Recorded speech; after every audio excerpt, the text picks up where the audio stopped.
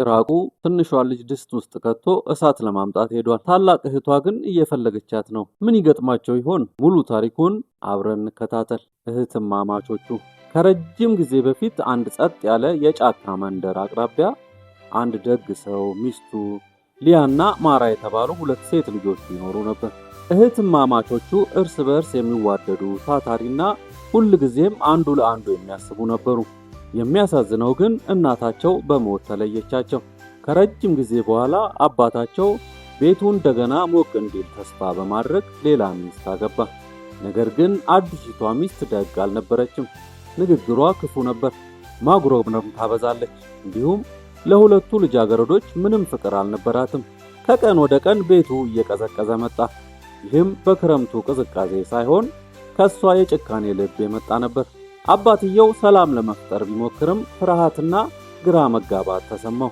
ከቤቱ በስተጀርባ ባለው ትንሽ ጎጆ ውስጥ ከመሬት በታች ምስጢራዊ ክፍል ቆፈረ። እንባ እያነቀው ውድ ልጆቼ አላቸው፣ ለትንሽ ጊዜ እዚህ ልደብቃችሁ ይገባል። በየቀኑ ማታ ማታ ምግብ አመጣላችኋለሁ ብሎ ቃል ገባላቸው።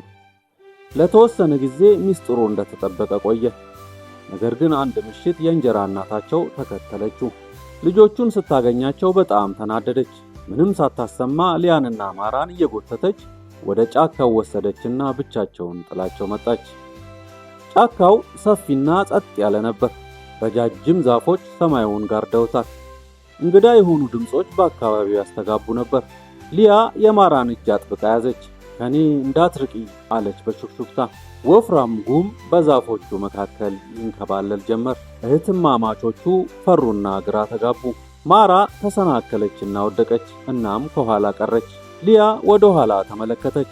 ነገር ግን ጉሙ እየወፈረ መጣ። ማራ እያለች ተጣራች ሊያ። እህቴ ብላ ተጣራች ማራ። ድምጻቸው ግን እየተራራቀ ሄደ።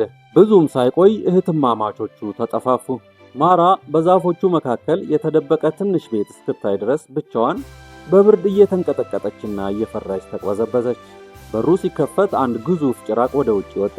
ማራ ልትሮጥ ስትል ጭራቁ በቀስታ በጠንካራ እጆች ያዛት። ወደ ቤቱ ወስዶ በአንድ ትልቅ ጋን ወይም ድስት ውስጥ አስቀመጣት። ከጋኑ በታች ገና እሳት አልነደደም ነበር። ማገዶ እንጨት አምጥቼ እስክመጣ ድረስ እዚሁ ቆይ ሲል ጭራቁ ተቆጣ። ከዚያም መሬቱን በሚያንቀጠቅጥ እርምጃ እየመታ ወጣ። ማራ ድምፅ ላለማሰማት እየሞከረች በጋኑ ውስጥ ተንቀጠቀጠች። በዚህ መሃል ሊያ እህቷን እየዞረች በየቦታው ትፈልግ ነበር። የእህቷን ስም ደጋግማ እየጠራች በጫካው ውስጥ ሮጠች። እግሮቿ ቢደክሙም ድምጿ ቢደክምም ተስፋ አልቆረጠችም ነበር። በመጨረሻም በዛፎቹ መካከል ያለውን እንግዳ ቤት አየችው። ልቧ በኃይል እየመታ ቀስ ብላ ወደ ውስጥ አጮለቀች እና በድንጋጤ ተነፈሰች። ማራ አለች በሹክሹክታ። ሊያ በፍጥነት እህቷን ከጋኑ ውስጥ አውጥታ አጥብቃ አቀፈቻት። ብልህ መሆን አለብን አለች ሊያ በተረጋጋ መንፈስ። ከቤቱ ውስጥ ብዙ ድንጋይ ሰብስባ በጋኑ ውስጥ አስገባችና ልክ እንደ ቀድሞ ሸፈነችው። ከዚያም ማራን ይዛ በቤቱ ውስጥ ጨለማ ውስጥ ተደበቁ። ብዙም ሳይቆይ ጭራቁ አንድ ስር ማገዶ ተሸክሞ ተመለሰ። ማገዶውን ከጋኑ በታች ደርድሮ እሳቱን ለኮሰው። እሳቱም ተያያዘ። ጋኑ መንቀጥቀጥ ጀመረ። ጭራቁ ከጎኑ ተቀምጦ እጆቹን እያሻሸ በጥሞና ያዳምጥ ነበር። ኡፍ አለ የመጀመሪያው እሳት። ጭራቁም ሳቀና እንዲህ አለ፣ አሃ አሁን ልቧ ፈነዳ። በጨለማ ውስጥ ተደብቀው እህትማማቾቹ ተቃቅፈው ይመለከቱ ነበር። ጭራቁ በደስታ ራሱን ነቀነቀ። አሁን ደግሞ ኩላሊቱ ፈነዳ አለ። ጋኑ እንደገና ጮኸ፣ ባንክ። አሁን ደግሞ አጥንቱ ፈነዳ ብሎ ጮኸ። ሊያና ማራ እንዳትጮህ አፏን በእጇ ሸፈነቻት። እሳቱ እየሞቀ ሲሄድ ልባቸው በኃይል ይመታ ነበር። ድንገት ቡም ብሎ ሁሉም ነገር ፈነዳ። የጋኑ ክዳን በአየር ላይ በረረ። ጭራቁ በታላቅ ድምፅ ወደ ኋላ ተወርውሮ ወደቀ። ከዚያም በኋላ አልተነሳም ነበር። እሳቱ ቀስ በቀስ ጠፋ። ቤቱ ጸጥ አለ። እህትማማቾቹ በጸጥታ ጠበቁ፣ አዳመጡ። አካባቢው ሰላም መሆኑን ሲያረጋግጡ ነፃ ወጡ። ምግብ፣ ልብስ፣ ወርቅና ብዙ ብር አገኙ። ያገኙትን በሙሉ ሰብስበው እጅ ለእጅ ተያይዘው ከጫካው የሚያወጣውን መንገድ ተከተሉ። ብዙም ሳይቆይ ሰፈራቸው ደረሱ።